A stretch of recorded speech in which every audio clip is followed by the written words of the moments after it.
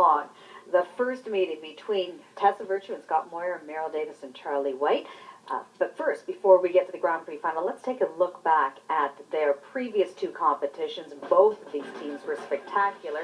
The Americans, well, they started their season off with a bang. They're so consistent, and they just blew the competition away at Skate America. And then at the Grand Prix of Japan, they set a new free dance record score.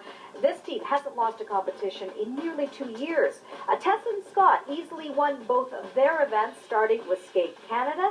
And then at the Grand Prix of France, they won again, but you could see their programs were still a bit of a work in progress, and neither of these teams disappointed in the short dance earlier.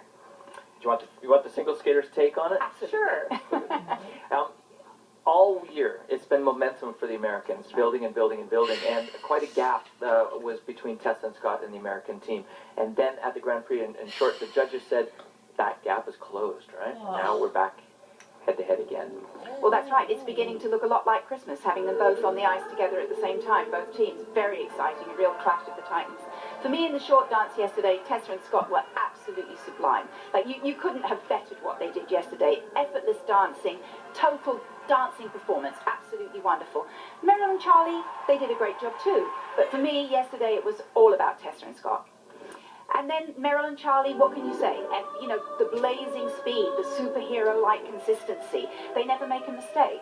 Little bit of a unison issue in the Twizzles yesterday, but they still ended up on top. So, you know, that's the thing. You could pick either team. I know, you could pick either team and not be wrong. If you want to ride the fence between these two teams, it's a wide fence. You can pitch a tent and have fun up.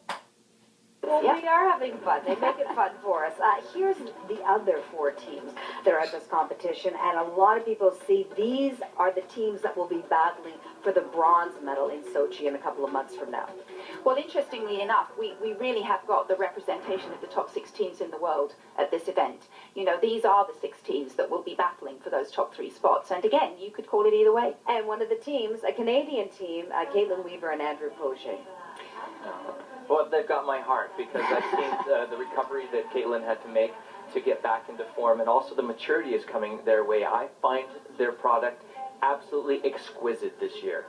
Yeah, they've got great choreography, great packaging. They really are contenders for that bronze medal.